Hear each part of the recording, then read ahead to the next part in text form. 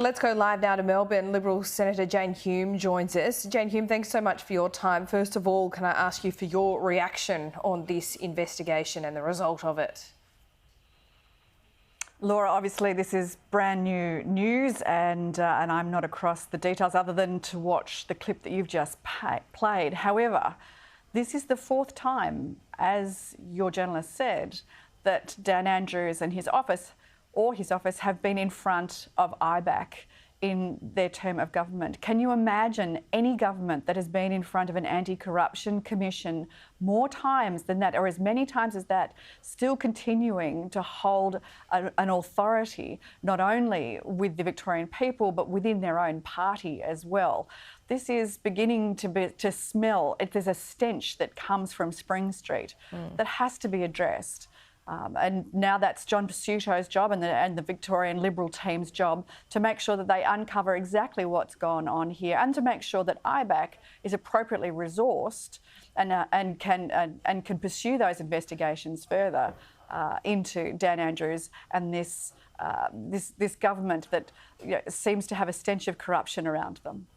This report did find no corrupt conduct, though, but I accept that you say there's a stench of that. What does it say about the Liberal Party then in Victoria if there is such a stench around Labor and voters still like them? It's extraordinary, I have to admit. It is extraordinary the power that Dan Andrews, as an individual, seems to wield over not only the Victorian, the Victorian economy, Victorian society, but his own party. And we've seen so many of his ministers resign, so many of his ministers walk away or retire, and a new batch come through. But he still seems to wield such an extraordinary power, an extraordinary grip upon the Victorian Labor division. I know from his federal colleagues that there is some disquiet at the power that Dan Andrews has in Victoria. And I think that from a Liberal Party's perspective, well, that's something that needs further exploration. And that's why we want to make sure that the Victorian IBAC is appropriately resourced, that there is no interference into its operations, that there is appropriate oversight, and we know that that also has been there's been some interference of that as well from the Dan Andrews government. In order to make sure that Victoria, which, let's face it, is almost a failed state now, it's coming to the federal government asking for a bailout to get out of its debt situation. It has bought political, it essentially has bought electoral success by sending the state into bankruptcy. This is a government that at some point people have got to wake up and realise that Victoria is no longer the state that it used to be, and the reason why that is because of this Dan Andrews government that is hell-bent on power more than anything else. Voters aren't seeing it that way. The last time we spoke, Jane, was on the night of the Aston by-election. That was a pretty horrific night for the Liberal Party at a federal level. Now we have another poll, a 3% primary drop with women in just 1 month, 5% primary drop in New South Wales, 3% in Victoria, up to 5% in Queensland, down 10% in the rest of the country. An Essential primary poll shows that the primary vote among females for the ALP is 33%. For the LNP, it's 27%. I mean, what is going on here? Why? Actually, I don't think that sounds like a particularly positive number for either of the major parties. But I can see where you're going with this, Laura. Look, the government is still, there's no doubt, in a honeymoon period. We're only 11 months into a new government. That Resolve poll was taken during a week where it was a week of significant disruption for the Liberal Party. That was where we landed on our party room's position on The Voice, and we saw the resignation of Julian Leeser from Cabinet. That looks like disunity. In fact, Julian Leeser, I think that actually it speaks volumes of how the Liberal Party operates, that you can safely say, look, this is not a position that I agree with, so I'm going to step back for a while. I'm not resigning my position but just from the on party. The Voice, I'm simply resigning my Jane. position from Cabinet. But just on The Voice and the fact that the party room has taken this anti-Voice position or will campaign no, from what we can see, it looks like voters don't particularly like that position from the Liberal Party. Do you agree?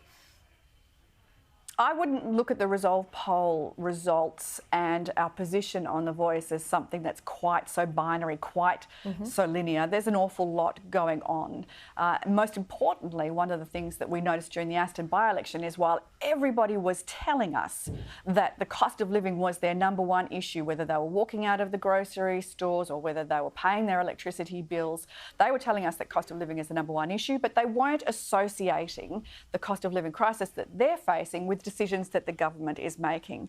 Now, that is often a matter of time because there are decisions that this government is making. Its political priorities are in fact making a bad situation worse. And eventually, voters will say, well, look, enough blaming the previous government. What is it that you're doing to make my life better? And if they don't get a significant answer, well, that's when polls shift.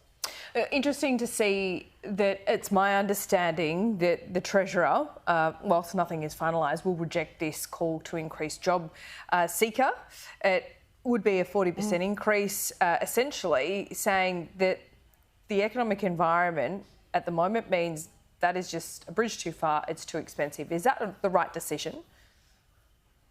Well, let's take a step back, Laura. I mean, how did this report come about in the first place? This was part of Labor's sneaky deal done with a crossbencher, with David Pocock, to get their industrial relations reform legislation through, something that they never spoke about before the election, that they sprung on the business community and the Australian public. That was part of their quiet wish list that they had prior to the election that nobody knew about. And that's also made the cost of living that much higher because cost of doing business is now that much higher.